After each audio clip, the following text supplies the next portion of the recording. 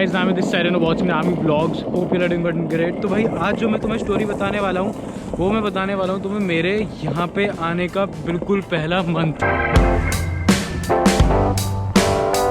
भाई ये अभी सर्दियों में सब कुछ जमा पड़ा हुआ था, ये यहाँ पर वो भी जमा हुआ था, ये भी जमा हुआ था और यहाँ पे सारे ही रोड्स पे सिर्फ स्नो ही स्नो। तो जाऊँगा मैं सीधा वहाँ पे और मुझे ऐसा लगता है कि वो जो डॉगीज़ है ना वो मेरे पीछे ज़रूर पकड़ेंगे, ज़रूर।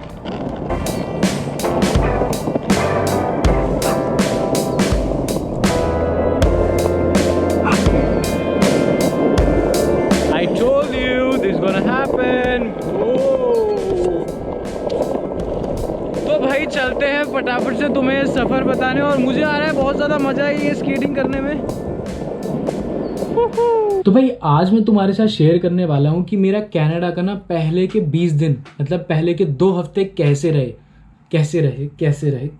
काफ़ी खतरनाक रहे, मैं तुम्हें पहले से ही बता देता हूँ। मेरा एक्सपीरियंस कनाडा में 2 साल का तो बड़ा ही खतरनाक है। तो उस 2 साल का मैं स्टार्ट करने से पहले मैं ये बता दूँ आपको कि पहले के 20 दिन का मेरा कैसा था, क्योंकि मैं यहाँ पर आया था 17 मार्च 2020 को, जो था कनाडा का सबसे आखिरी दिन एंट्री करने का, क्योंकि उस दिन से कनाडा में लॉकडाउन स्टार्ट था। 12 बजे से लॉकडाउन स्टार्ट था और मैं एंट्री ली थी 11:30 बजे। सोच रहे हो तुम कितनी खतरनाक तरीके से मैं फ्लाइट में बैठ के आया था, आधा घंटा सिर्फ बचा था। अब जब मैं फ्लाइट में से उतरा और जब एयरपोर्ट देखा, भाई एयरपोर्ट में सन्नाटा, एक चिड़िया नहीं उड़ रही है। भाई चिड़िया तो वैसे खैर उड़ती नहीं है एयरपोर्ट पे, कहावत होती है वो, समझ जाओ तुम, ठीक है। उसके बाद क्या हुआ भाई, उसके बाद मैं गया सबसे पहले इमिग्रेशन ऑफिसर से भी पहले था वो पासपोर्ट स्कैन होता है भाई वहाँ पर। अब वो पासपोर्ट स्कैन करना नहीं आ रहा भाई, होता क्या सीन है भाई यार। अब पहली बार हर चीज़ करो तो भाई पता थोड़ी होता ना, आदमी थोड़ा बहुत सा घबराहट सी रहती है करना कैसे, तो भाई किसी तरह वो करा। अब जो मेरे साथ बंदा इंडिया से आया था ना भाई, जिसके साथ मैंने यहाँ पे घर भी लिया था, अजय नहीं है वो, दूसरा बंदा था एक और, मैं तुम्हें नाम नहीं बताऊँगा। वो बंदा भाई जब पासपोर्ट स्कैन करने की बारी आई ना, पूरे टाइम वो मेरे साथ था फ्लाइट में, सब कुछ मेरे साथ था, क्योंकि अजय दूसरी फ्लाइट में था। अजय भी मेरे साथ ही आ रहा था लेकिन अजय मेरी दूसरी फ्लाइट में था, वो भी सेम टाइम पे लैंड होना था लेकिन, और वो शायद हमारे से 1 घंटा पहले ही लैंड हो गया था। हाँ, तो भाई जब पासपोर्ट स्कैन करने की बारी आई ना, तुम यकीन नहीं मानोगे, वो बंदे ने मेरे को हेल्प नहीं करी पासपोर्ट स्कैन करने में। उसने अपना पासपोर्ट स्कैन करा, वो गोली भाग गया इमिग्रेशन के लिए। तुम सोच रहे ऐसे, इसलिए हमको पहले से ही पता था कि भाई यहाँ पर कोई किसी की हेल्प नहीं करता है, तो इसलिए अपनी हेल्प खुद करो। तो भाई किसी तरह मैंने वो कर लिया, सेकंड का काम था फटाफट से। तेरा ऐसा थोड़ी है कि तुम्हारा भाई कर नहीं पाएगा, है ना, अगर तुम हेल्प नहीं करोगे तो। कर लिया था तुम्हारे भाई ने गोली की चोट, ठीक है। उसके बाद भाई मैं गया इमिग्रेशन ऑफिसर के पास। इमिग्रेशन ऑफिसर भाई ऐसा हट्टा कट्टा था, बैंक डॉले उसके इतने मोटे मोटे, और यहाँ पर पूरे में टैटू, भाई बंदा लग रहा था भयंकर। 4-5 बैठे हुए थे वो, 5-6 बच्चे बैठे हुए थे वहाँ पर, 2 झंडे लगे हुए थे वहाँ पर कनाडा के, बस यही सब कुछ था।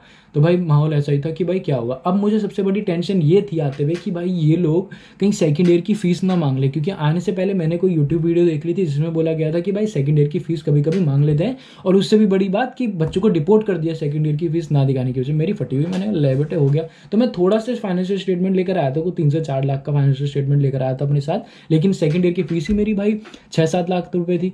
तो मैंने कहा ले बेटे अब तो हो जाएगा काम खराब अगर इन्होंने ये पूछ लिया। मेरे स्टार्टिंग से यही चीज़ की टेंशन थी भाई। जब वहाँ पर कोविड हो रहा था, तो मतलब ये लॉकडाउन होने वाला था, उनके पास इतना टाइम नहीं था। वो पूछे, उन्होंने 3-4 सिंपल क्वेश्चन पूछे और मेरे को बोला चल बेटे चल शुरू कर दो अपनी लाइफ जिंदगी कनाडा की। तो भाई मुझे स्टडी परमिट मिल गया वहीं से ही, और मुझे वो मिल गया, हाँ स्टडी परमिट मिल गया था मुझे। उसने 3-4 क्वेश्चन पूछे, कॉलेज कौन सा है, क्या करने जा रहे हो भाई सब, चलो हो गया, इतना पूछ के उसने भेज दिया। अब हमने सबसे पहले कराई ऊबर बुक। भाई वो ऊबर भी नहीं थी, हाँ टैक्सी करी। तो भाई टैक्सी थी कम से कम वो $70 से $80 की भाई, बर्नाबी जाने की, वैंकूवर के एयरपोर्ट से बर्नाबी जाने की 70 से 80 की। मैंने कहा चल कोई नहीं, अब जाना तो है ही। तो भाई हाँ, अब मैं तुम्हें सीन बताता हूँ, सबसे फ़नी सीन, मैंने आज तक कभी इसके साथ शेयर नहीं करा भाई। ये सीन कुछ ऐसा था कि हमारे इंडिया में चलती हैं उल्टी साइड की गाड़ियाँ, मतलब ड्राइवर सीट उल्टी साइड होती है, यहाँ पे होती है अपोजिट साइड। तो भाई मैं जाकर ड्राइवर सीट पे बैठ गया, चौड़ में दरवाज़ा खोला, रात के कुछ 1 बजा होगा, हाँ रात को कुछ 1 बजा होगा। मैंने दरवाज़ा खोला, सीधा कार के अंदर। वो कहता हाँ जी किद्दा, मैंने बोला 2 गोल 1 सीधा, मजाक कर रहा हूँ। तो भाई उन्होंने बोला हाँ जी किद्दा, भाई साहब ये इंडिया नहीं कनाडा है। तो भाई मुझे रियलाइज़ हो गया कि असलियत में कनाडा है। भाई सबसे पहले तो दुनिया ही चेंज हो गई थी, समझ रहे हो ना तुम। अभी तक हम ऑटो में जाते थे इंडिया में, यहाँ पर हम टैक्सी में जा रहे हैं, क्योंकि भाई मैं तो टैक्सी में नहीं गया, एक सिंपल सी बात है, मैं तो ऑटो में या विक्रम में ट्रैवल करा है। मेरे पास अपनी डीओ थी, उसी में मैं घूमता था, उससे ज़्यादा कभी उसके ऊपर हम कुछ कहे नहीं भाई। यहाँ पर आके टैक्सी में बैठे भाई, सड़कों पर लाइटें लगी हुई, फुलाना ढिंगाना, पेड़ सजे हुए भाई साहब, क्रिसमस ट्री पर लाइटें, मज़ा भी आ गया। बट एक बार को दुख भी हो रहा है यार, ले बेटे हो गया काम, अब तो हम दूसरी दुनिया में आ गए, ये तो भाई साहब पता नहीं अब क्या होगा हमारे साथ। तो भाई मैं आगे बैठा, फिर मैंने सीट चेंज करी भाई। उसके बाद हम लोग घर की तरफ निकल गए। अब घर मेरा था भाई बरनबी में, घर मेरा था बरनबी में। घर मैं कहूँगा कि एवरेस्ट था, फर्स्ट घर है, मेरे को आज भी याद है वो, और हमेशा लाइफ टाइम याद रहेगा। घर देखने में इतना लाजवाब नहीं था, लेकिन जो उसका एरिया था ना चारों तरफ का, भाई मैं कह रहा हूँ सबसे बेस्ट, अभी तक का सबसे बेस्ट। 2 साल हो गए मेरे को, लेकिन उससे बेस्ट घर कभी नहीं मिला मुझे। ऐसा सनसेट होता था ना भाई, झक्कास। अगर देखना मेरे इंस्टाग्राम की हाईलाइट्स में देख लेना, जो कनाडा की हाईलाइट्स है ना, उसमें ये सारी फोटोज़ हैं, तो उसमें तुम देख के एंजॉय कर सकते हो, खुद पता चल जाएगा क्या सेक्सी व्यू था भाई। उसके बाद अब जब हम घर पहुँचे रात को 1:30 बजे भाई, अब मैं बताता हूँ, सारे बंदे नए, सारे बंदे नए, मतलब किसी को हम नहीं जानते। सोच रहे हो तुम, हम लोगों ने क्या करा था, हम लोगों ने इंडिया से ही 6-7 जनों ने कोलैबोरेट करा, जो हमारी यूनिवर्सिटीज़ के बंदे थे, कि भाई हम लोग सब मिलके घर ले लेते बरनबी में और हम लोग वहाँ पे रह लेंगे। हमने कहा ठीक है भाई। मैंने कुछ 10-12 हज़ार रुपये दिए, सबने 10-12 हज़ार रुपये दे के हमने एक घर ले लिया। हम श्योर नहीं थे कि हमें घर मिलेगा भी कि नहीं मिलेगा, लेकिन हमारा एक बंदा पहले से ही वहाँ पे मौजूद था और उसने आलू प्याज लेके हमारे लिए रख रखे थे, ताकि हम आएँ तो रात में हम लोग बना लें। हम लोगों ने पहुँचे घर में, अपना कमरा चूज़ करा भाई। अब इतना अजीब सा लग रहा है क्योंकि सारे बंदे नए, किसी को हम जानते नहीं।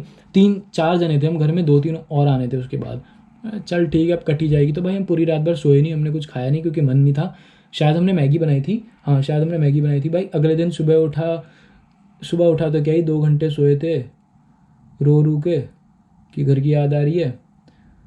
अब घर की याद बहुत आई भाई मुझे, वो बात तो है, अभी भी आती है, खैर ऐसी बात नहीं है, बट उस टाइम तो बहुत ही है, 3-4 महीने तक। तो भाई मैं और अजय एक ही कमरे में रहे, हमने कमरा चूज़ करा। उसके बाद हम सुबह उठे भाई, हम लोगों ने घर वालों से बात करी, अपने रिश्तेदारों से बात करी, व्यू दिखाया थोड़ा बहुत कि भाई देखो हम लोग कहाँ रह रहे हैं, कनाडा, बर्फ़ पड़ी है पहाड़ों पे, देख रहे हो तुम। ऐसे करके हमने थोड़ा बहुत करा। सुबह उठ के हम लोग ग्रॉसरी गए। अब सबसे पहले टेंशन ये थी कि भाई सब जगह से न्यूज़ आ रही थी कि भाई ग्रॉसरी खत्म हो रही है स्टोरों में, क्योंकि लॉकडाउन लगा हुआ है। क्योंकि फॉरेन कंट्रीज़ में लग चुका था लॉकडाउन, हमारे इंडिया में नहीं लगा था तब तक। हम लोग ग्रॉसरी स्टोर गए, जिस बात का डर था भाई वही हुआ। 2 किलोमीटर तो हम पहले पैदल चल के गए भाई। वहाँ जाकर देखा ग्रॉसरी स्टोर, लाला की दुकानें तो होती नहीं यहाँ पे, बिल्कुल अलग। मैंने इंडिया से कोई भी वो नहीं देखा था, मतलब व्लॉग नहीं देखा, तो मुझे आइडिया नहीं था ग्रॉसरी स्टोर कैसे होते भाई। यहाँ आके मज़ा आ गया भाई सब देख के, आलीशान बढ़िया स्टोर भाई साहब, जो मिल रहा है वो चूज़ करो। लेकिन आटा चाल दावल ख़त्म, दावल कह रहा हूँ, आटा चाल दाल ख़त्म, और यहाँ पर टॉयलेट पेपर ख़त्म। पहले स्टोर में हमारा पहला एक्सपीरियंस ये था कि ये 4-5 चीज़ें ख़त्म था। तो भाई हमें टेंशन होगी कि भाई ये तो ऐसा ही चलेगा। और हम लोगों के, अब भाई तुम लोग यहाँ पर आके सबसे पहले क्या काम करते हो? तुम लोग सबसे पहले यहाँ पर आके सिम नंबर लोगे, अपना फ़ोन लोगे, फ़ोन का नंबर लोगे, मतलब सिम नंबर लोगे, ये 3-4 चीज़ें होती हैं आपकी। इंश्योरेंस करवाओगे, फलाना ढिमकाना। अब जब हम लोग यहाँ पर आए तो सब कुछ बंद था। तो भाई मेरे जो पहले के 1.5 महीना था ना, ऐसे ही गया है विदाउट सिम। कोई काम नहीं करा हमने, विदाउट नंबर, क्योंकि दुकानें बंद थी, पता भी नहीं था क्या करना है, और बस खाने पीने का सामान उठा लेते थे हम, वो भी किसी तरह बस पैसा बचाते थे। हमको लगता था भाई, स्टार्टिंग में ऐसा लगता था कि भाई ये कितने दिन चलेगा, और अगर ऐसा रहा तो भाई अगर जॉब नहीं मिली तो भाई सीन ख़राब हो जाएगा। तो हम लोग पैसा बचाने में ज़्यादा यकीन रखते थे। लेकिन उसके बाद जितना खर्च हुआ ना, तो जितना बचाया था उसका डबल ट्रिपल ही खर्च हुआ था भाई। उसका भी दुख रहता है मुझको हमेशा, कब तक चलेगा वो दुख पता नहीं। चलो हाँ, आगे की बात करते हैं। तो भाई ऐसा रहा, no phone no bill, something ऐसा था। अब मैं तुम्हें बताता हूँ खाने का हमने क्या सीन करा। खाना हमको बनाना नहीं आता था, किसी को भी बनाना नहीं आता था मैगी के अलावा। सबसे पहले किसी ने मैगी बनाई, वो ऐसी मैगी बनाई कि उसके बाद हमने कभी आज तक उससे मैगी नहीं बनवाई। उसके बाद भाई ये होता है ना कि आपको एक ऐसा होता है कि गॉड गिफ्टेड होता है कोई चीज़, वैसा ऐसा मेरे में था कि भाई मैंने आज तक कभी खाना नहीं बनाया, लेकिन जब मैंने पहली बार बनाया तो ऐसा बनाया मतलब चक्कू, मज़ा आ गया लोगों को खा के ना। लेकिन वो बंदा खुश नहीं हुआ जिसने सबसे पहले ही मैगी बनाई थी, क्योंकि भाई हमने उसकी मैगी खाई नहीं थी, इस वजह से वो खुश नहीं हुआ, ना वो मेरी तारीफ़ कर पाया। तो ऐसा सीन था। वो वही बंदा था जिसने मेरा पासपोर्ट भी स्कैन। तो भाई जब हमारे घर में नए नए बंदे आने शुरू हुए, तो भाई उसमें से एक बंदा ऐसा आया खांसता हुआ। वो बंदा हमारे घर में पूरे टाइम खांसा, तो हमें ऐसा लगा था भाई कि आज तो कोविड हो गया हम सबको, इसने सबको फैला देना है। तो किसी तरह हमने वो मैनेज करा भाई। अब उसको घर से भी नहीं निकाल सकते थे। उससे पूछा भाई क्या दिक्कत है, कैसे हो रही है खांसी खुशी, कहता भाई प्लेन में जरा एक पैक लगा लिया था मैंने। वाह बेटा वाह, तेरा भी सही है, कह रहा चिल्ड। मैंने ओके।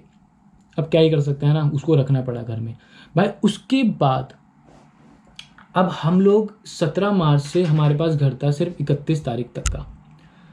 अब सीन क्या हुआ, पहले थे वो नए बंदे जितने थे, वो नए बंदों ने भाई, अब सीन क्या होता है मैं तुम्हें एक बात बताता हूँ।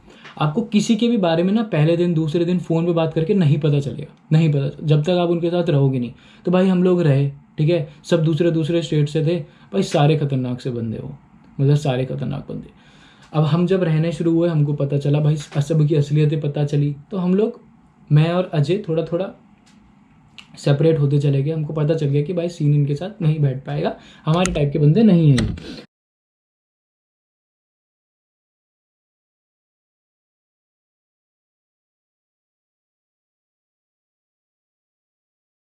तो भाई जैसे कि तुम्हें नहीं पता चलता है कि कौन कैसा है, तो उसके बाद क्या सीन हुआ, हमारा घर जब मैं यहाँ पर आया था तो भाई घर हमारा हमने कुछ लिया था 17 तारीख से लेकर कुछ 30 तारीख तक का। तो भाई 30 तारीख को हमको वो घर खाली करना था। तो वो जितने भी हमारे साथ के लड़के थे ना भाई, उन्होंने ऐसा करा कि भाई हम लोग साथ में घर ले लेंगे। हमने कहा ठीक है भाई, हम लोग भी तुम्हारे साथ में घर ले लेंगे। जब 30 तारीख आ गई ना भाई, 30 तारीख को वो लोग बोलते हैं कि हम लोगों ने अपना घर देख लिया, आप लोग अपना देख लो। भाई अजय मेरी शक्ल देख रहा है, मैं अजय की शक्ल देख रहा हूँ, हम दोनों मिलकर उनकी शक्ल देख रहे हैं कि भाई हम करें क्या। तुम सोच रहे हो भाई, वो ऐसा टाइम था 31 तारीख आखिरी दिन, और 1 तारीख को मैं घर चेंज करना है। तो इसलिए मैं बोलता हूँ कि कभी भी ना यहाँ पर किसी के ऊपर डिपेंडेंट नहीं होना भाई। अगर तुम्हें ऊपर बढ़ना है ना तो भाई तुम्हें अपने आप के ऊपर डिपेंड होना है सिर्फ, कि भाई मैं ही कर सकता हूँ जो कर सकता हूँ, ऐसा सीन है यहाँ पर। कि दूसरा जना हेल्प नहीं करता भाई। दोस्त बनाओ, ऑब्वियसली बनाओ, सबसे बातचीत रखो, लेकिन किसी के ऊपर भी अंधा विश्वास नहीं करना है, ये बात हमेशा याद रखना। तो भाई उसके बाद क्या हुआ, लेकिन भगवान हमेशा हमें हर एक के साथ होता है। तो भाई हमारे साथ भी था, मेरे को पता चला कि भाई ऐसा ऐसा सीन है कि भाई इससे जान पहचान है। तो भाई मैंने उसको फ़ोन करा, हर नेम वॉज अंशिका, और वो मेरी पड़ोसी थी, पर इतना बात नहीं होता था। लेकिन यहाँ पे आने के बाद हमारी जान पहचान हो गई, तो बातचीत हो गई। उन्होंने किसी को कॉल करके हमको घर दिलाया भाई। अगले दिन मतलब उसी दिन 31 तारीख को मेरे पास कॉल आता है कि नमन घर मिल गया है, और इस एरिया पे जाके पैसे दिया और जाके रहना शुरू कर दो। हमने गए, हमको घर पसंद आ गया, हम लोगों ने रहे। अगले दिन ही हम लोग वहाँ पे शिफ्ट हो गए थे भाई। कहते हैं ना ऊपर वाला सब देख रहा है भाई। वो घर ऐसा घर था ना, मैं तुम्हें क्या बताऊँ। वो घर ठीक था, मतलब घर बेसिक था, लेकिन जो उसके घर वाले थे ना, मैं आज भी उनसे बहुत प्यार करता हूँ भाई। उन घर वालों से पूरा परिवार था, और हम लोगों को पूरे परिवार की तरह रखते थे भाई। अगर उनके घर में केक कट रहा है ना, किसी का बर्थडे हो रहा है, 3 केक भी आ रहे हैं, तो तीनों हमको मिलेंगे, तीनों के तीनों। जो भी खाना पक रहा है वो हमको मिलेगा, पार्टी हो रही है उसमें हमको बुलाया जाएगा, हर चीज़ में हमको इंक्लूड करा जाएगा। लेकिन हम भी फिर उतने हिसाब से करते थे उनका, कि जब भी केक खाने के बाद प्लेट बचती थी, या खाना खाने के बाद प्लेट बचती थी ना, तो हम जो चॉकलेट लेकर आते थे उसमें डाल के हम उनको देते थे, ताकि उनके बच्चे खा रहे। तो वो चीज़ अच्छी लगती थी हमको, हम लोग ये चीज़ सीखे। तो भाई ऐसे ही चलता रहा सफ़र हमारा। तो भाई मेरा वो वाली स्टोरी अलग है, वो जो घर की स्टोरी है वो बिल्कुल अलग है। वो तुम्हें मैं 2 साल वाली स्टोरी में बताऊंगा, कि मेरा जब मैं वीडियो बनाऊंगा कि 2 ईयर्स इन कनाडा वाली, वो उसमें बताऊंगा। तब तक के लिए यही है बस भाई। मैं यही सजेस्ट करूंगा कि भाई अपने बलबूते पे सब कुछ करना, किसी के ऊपर डिपेंड मत होना, तो ही तुम आगे बढ़ पाओगे यहाँ पर। क्योंकि ऐसे धोखे आपको मोड़ मोड़ पे मिलते रहेंगे। तो भाई ऐसा ही कुछ मेरे पहले के 20 दिन रहे। खाना नहीं बनाना आता था, लेकिन हम लोग खुद सीखे। जब सर पे पड़ती है तो आदमी हर चीज़ सीख लेता है। उसके बाद हमें ऑनलाइन चीज़ें नहीं करनी आती थी, वो हम लोग चीज़ सीखे भाई। जब हम लोग यहाँ पर आए, हमारे कॉलेज वालों ने बोल दिया कि 1 महीने बाद स्टार्ट होगा, तो भाई हम लोगों ने 1 महीना और वेट करा, without any job, without any मतलब इधर उधर जाने पिछाने, घूमे फिरे नहीं। हम लोगों ने पैसे बहुत सेव करे उस टाइम पे। तो भाई ऐसा सीन चलता रहा, हम लोगों ने बहुत स्ट्रगल करा। कम से कम 6 से 7 हम लोग 8 महीने तो सोफे पे सोए हैं भाई। मेरा सोफ़ा अलग था, अजय का सोफ़ा अलग था, हम दोनों वही सोते थे। और वो लोग भी, वो सोफ़े भी हम लोगों को उन्हीं लोगों ने ला के दिए थे। जो फैमिली थी ना, उन्होंने हमें वो सोफ़ा ला के दिया था। They were, I am thankful to them, and I am thankful to Anshika also, कि उन्होंने हमको घर दिलाया था उस टाइम पे। तो बस ऐसा ही कुछ सफ़र था भाई। हम लोग अभी बढ़ के आगे निकल चुके हैं। That's it today. Thank you for watching this video. If you like the video please click like, subscribe my channel, share